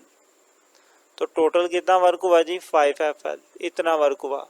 आप ये भी कह सकते हैं या यूं भी कह सकते हैं कि टोटल कितना वर्क हुआ है, 5 यूनिट वर्क हुआ है, 5 यूनिट। ठीक है, आप इस तरीके से भी बात कर सकते हैं। कोई ना कोई वैल्यू ही आनी थी ना, और जो भी वैल्यू आनी थी वो 5 से मल्टीप्लाई होनी थी, तो उस वैल्यू को हम क्या कह रहे हैं, कोई ना कोई यूनिट वैल्यू आएगी और देन उसे मल्टीप्लाई करवा देंगे हम 5 के साथ।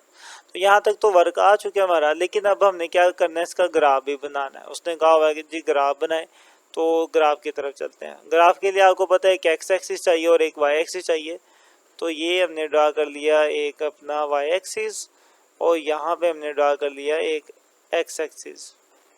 अब बारी है इनके ऊपर रीडिंग लिखने की, तो वो भी मैं लिख देता हूँ। नीचे हम लेंगे वैल्यू डिस्प्लेसमेंट की, ठीक है, तो यहाँ लिख देते हैं, नीचे होगा डिस्प्लेसमेंट,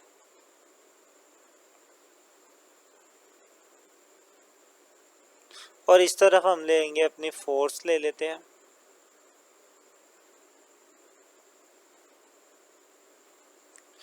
तो पहली चीज़ मैं यहाँ पे ना इक्वल डिस्टेंस पर लाइनें लगा देता हूँ। तो मान लेते हैं जी इक्वल डिस्टेंस पर एक ये लगा दी मैंने लाइन, और एक ये लगा दी, और थोड़े इक्वल डिस्टेंस पर एक ये लगा दी, और एक ये लगा दी, देन ये भी लगा दी। मैं कहता हूँ यहाँ पे जो था वो 0 थी वैल्यू, यहाँ से यहाँ तक जो डिस्टेंस हो गया उसे मैंने L कह दिया। L से आगे जाएंगे तो ये हो जाएगा 2L, और 2L से आगे जाएंगे तो हो जाएगा 3L। आप ग्राफ को मज़ीद बेहतर भी कर सकते हैं, आप इसके बीच में जो लाइनें लगाई हैं ना थोड़े ज़्यादा डिस्टेंस पे लगा लें, ठीक है। तो मैं एक लाइन यहाँ पे लगा देता हूँ, एक मैं यहाँ पे लगा देता हूँ, और एक मैं यहाँ लगा देता हूँ। तो ये जो डिस्टेंस है ये L था, यहाँ तक आके क्या हो जाएगा 2L हो जाएगा, और यहाँ तक डिस्टेंस क्या हो जाएगा 3L हो जाएगा। यहाँ पर भी अपनी मर्ज़ी से इक्वल डिस्टेंस पे आप रीडिंग लिख लें। मैं यहाँ पे क्या देता हूँ, यहाँ पे मेरे पास फोर्स जो होगी वो F होगी, फिर मज़ीद इससे ऊपर जाऊँगा तो F2F हो जाएगा, और मज़ीद इतना ही ऊपर जाऊँगा तो ये 3F हो जाएगा। अब ग्राफ बनाते हैं। जैसा कि सबसे पहले हमने ये वर्क कैलकुलेट किया, पहले वाला वर्क, तो वो क्या आया, FL आया। मतलब जब फोर्स F थी तो लेंथ भी कितनी थी, F थी, मतलब डिस्टेंस भी L कवर हुआ था। तो फोर्स मेरे पास F है और डिस्टेंस भी कितना कवर हुआ है, L कवर हुआ है, ठीक है। तो यहाँ तक मेरे पास ये एक ग्राफ बन गया। देन मूव करते हैं उसके आगे। उसके बाद क्या हुआ कि हमने अपनी फोर्स को इंक्रीज कर दिया। कितना इंक्रीज कर दिया, 2F जितना इंक्रीज कर दिया। तो मतलब अब मेरी फोर्स क्या होगी, 2F जितना इंक्रीज हो जाएगी। तो मेरी फोर्स पहले यहाँ से यहाँ तक थी, अब यहाँ से मजीद कितना इंक्रीज होगी, 2F जितना इंक्रीज होगी। ये 2F था ना, तो 2F जितनी मैंने इसे इंक्रीमेंट कर दिया, 2F से ये इंक्रीज हो गई। अब जब 2F से इंक्रीज हुई है तो इसने मजीद कितना डिस्टेंस कवर किया, 2L जितना डिस्टेंस कवर किया, मजीद किया इससे आगे, ठीक है। तो मजीद इसने डिस्टेंस कितना कवर किया, 2L डिस्टेंस कवर किया। अब इसको समझे ज़रा, देखिए यहाँ से लेकर यहाँ तक जो टोटल लेंथ है वो L है, और यहाँ से लेकर यहाँ तक टोटल लेंथ क्या है, L है। तो L और L मजीद डबल मतलब कवर हुआ है ना, तो एक हिस्सा ये भी कवर हुआ होगा और ये भी कवर हुआ होगा, तो टोटल मेरे पास यहाँ तक डिस्टेंस कवर हुआ है। तो इसका मतलब ये हुआ कि जब मैंने अपनी फोर्स इंक्रीज कर दी, इंक्रीज करके 2F कर दी, तो मज़ीद मेरा डिस्टेंस कवर हुआ यहाँ तक L, और यहाँ से फिर एक और L, तो 2L जितना मेरा डिस्टेंस कवर हो गया। अब ये जो लाइन है ना, इसको मैं रिमूव कर देता हूँ, क्योंकि ये जो ग्राफ है मुझे ग्राफ सिर्फ शो करवाना है कि मेरे पास जो वर्क था यानी कि जो फोर्स थी वो कैसे चेंज हो रही है। ग्राफ आपको बता रहा है बहुत क्लियरली कि पहले मेरे पास फोर्स थी F, ठीक है, और डिस्टेंस कितना कवर हुआ, L जितना कवर हुआ। देन मेरे पास जो फोर्स थी वो इंक्रीज होगी, कितनी होगी, 2F होगी। ये 2F के पास है ना, तो 2F होगी मेरी फोर्स। जब 2F हुई तो मेरा डिस्टेंस भी डबल कवर होगा, तो यहाँ से यहाँ तक तो L होगा डिस्टेंस, फिर यहाँ से यहाँ तक मजीद कितना हुआ, L हुआ, तो दोनों जमा हो गए, क्या हो गए, 2L हो गए। इस तरीके से ये ध्यान में रखिएगा। तो जब 4 डबल किया तो आगे वाला डिस्टेंस भी क्या हो जाएगा, डबल हो जाएगा। लें जी, ये मेरे पास मेरा ग्राफ आ गया। ग्राफ पे आप फोर्स को ही हाईलाइट कर लें, काफ़ी है। तो यहाँ तक हमारे ये जितने भी न्यूमेरिकल है ये कंप्लीट होते हैं। उम्मीद है कि आप समझ चुके होंगे। कहीं पर भी इशू हो, कोई बात आपने पूछनी हो, कोई चीज़ आपकी क्लियर ना हुई हो, आप कमेंट किया करें। और अगर ये चीज़ें समझ आ रही हैं तो फिर भी कमेंट किया करें और फिर वीडियो को लाइक करके दोस्तों तक शेयर कर दिया करें। मिलते हैं इंशाल्लाह नेक्स्ट वीडियो में, तब तक के लिए अल्लाह हाफिज़।